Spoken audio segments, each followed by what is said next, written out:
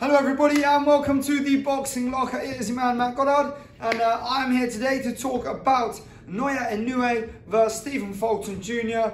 Just announced. What a fight. What an enormous fight for boxing. This is on par with Spence and Crawford, on par with Tank and in fact, far superior to Tank and Garcia. Why am I so impressed by this? Inoue's come from being undisputed in a division where he's beaten some great names, boxed some great opponents, done incredibly well at that division. He's a multi-weight world champion already. And what's he decided to do? He's decided to take a step up a division and go straight in at the main man, Stephen Fulton Jr., who many would argue is a top 10 pound for pound fighter. I am one of those people. He is an exceptional talent. He's a great boxer. He's got a good defensive style. He doesn't have an enormous amount of power, but he's a hard enough hit to do damage. He's very slick, very smooth, and he's great to watch. What is Inoue? There's a reason they call him the monster, and perhaps it's not just from his boxing, perhaps it's because he is an enigma in the sport of boxing today. He is a man who seeks only success and legacy and nothing else, and I admire that above all other things in boxing. He is not afraid to take risks. In fact, he's going straight in and taking the biggest risk he can. Does he beat Fulton? Right, we'll go into that now. Okay, so we have here a kind of a crossover of styles in potentially the best way. You know, you have Inoue, an aggressive, high volume, in the pocket counter puncher who attacks body and head immensely smoothly, who punches with power all the time, who can change angles, use his feet, who can defend efficiently. Not necessarily the most slick defender, but an incredibly efficient defender. Almost every move he makes is to set up a better attack. Any of you who know me and who know my content know that I rate Inoue as one of the top 3 pound per pound boxers on the planet. And then in Fulton, you've got a guy who is comfortable in the pocket, comfortable at range, has a great jab, good counter puncher, really slick defense, he's got good footwork. As I said, he lacks that kind of one punch KO power that you see from Inoue. That's not to say he can't hit hard enough to hurt guys and that he can't do damage if he lands consistently enough.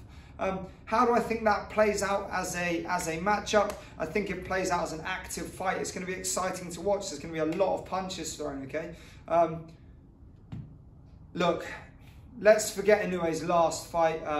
It was a bit of a walkover. It wasn't the best of all the fights he's had, but look at his previous opposition.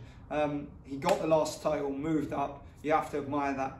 Moving into this fight, we're going to have to see a lot more activity. We're going to have to see a higher work rate. We might even have to see him forcing the pace a bit because Fulton's going to be keeping him off with that jab a lot more than any other opposition, with the exception of Donaire, has done so far. I think Fulton is going to be picking counters as Inoue's coming in, and it's going to be down to Inoue to kind of generate angles, create positions with his footwork, use that head movement and the body head accuracy that he's got to outwork Fulton and land the big punches that he can land and that we know he can do damage with. Does his power continue to carry up? I believe it will. Perhaps not in the same dynamic, destructive way that it has in the past. But we know from the first Donaire fight that Inoue's punch power is resistible, I suppose, if you're sharp enough. Is Fulton? Yes, I think he is. I think this fight is going to go late on in the fight. I don't think Fulton's got what it takes to stop Inoue. Donaire hit him with everything he had, and he didn't really shake once. He's got good bone structure. He's got great resistance. He's got an immense level of fitness. Can Fulton beat him on points? Potentially, yes. That's going to require him controlling the fight with his lead hand, holding Inoue off and using good lateral movement to make sure he doesn't get backed up to the ropes. I think it's really important that he stays off them ropes entirely.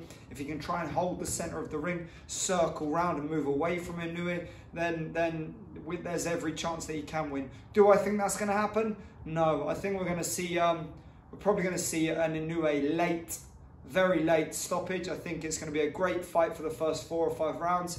I think Inoue will start running away with the fight from that point onwards. I think he'll land more and more shots. Fulton may get cut, beat up, bruised, swellings on his face. And Inoue is not afraid to hit to the arms, to the hips, high on the ribs, down in the hips, right around the back, up into the rib cage, down onto the chest. All of these places that progressively over a fight do more and more damage, around the back of the ears, top on the head.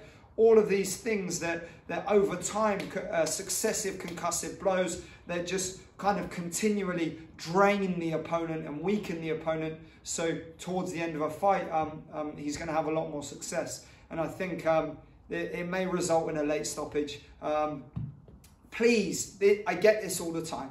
Do not take this as any sort of any slight on Fulton Jr. As I said, he's in my top 10 pound for pound. He's a great fighter. It's just my opinion that he's coming up against, as I said, an enigma of the generation. Not only an enigma of the generation, but somebody who is going to go down as potentially one of the best boxers in history by the end of his career.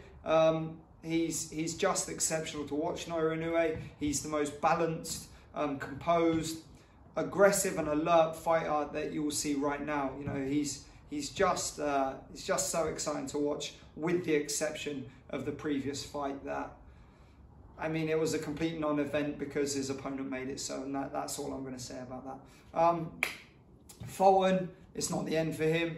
Obviously, if he does lose, there's lots of other big fights out there, and he will come again. Hopefully then that sets up the unification bout for Inoue if he does win, and we get another shot at another undisputed title. Which, look, this is the thing with boxing, the more of these undisputed champions we have, the better. It's great for fans to see that there's a single name in the division, that there's mandatory challengers that are working their way into a position to challenge those undisputed belts, and it's nice to have some kind of conformity to the champions, and it would be great to have that in all of the divisions. With the disappointment, consistent disappointment of Crawford, Spence, it's nice to see two very, very big names doing this. The last thing I wanted to comment on is the fight being in Japan now.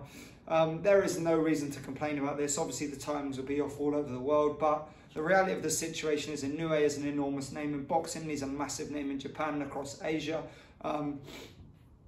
Fulton still has a lot of growing to do as a name, as a promotional product, and as such, it only makes sense for the fight to go where it's going to make the most money. That's the reality of it. And remember, Fulton is taking that money too. The fight being in Japan means that the fight is worth more money, which means Fulton is going to get a better share of that money, and as such is better for both fighters. So there we have it, guys. That's my prediction. A very late Inoue stoppage, or at least a reasonably wide Inoue win on points. As I said, no slight on Fulton. Great fighter, incredible talent, and will continue to do great things in boxing. It won't be the end of him. There we have it. Let me know your thoughts in the comments below. Don't forget to like, subscribe, and thank you for watching. As always, guys, very much appreciated.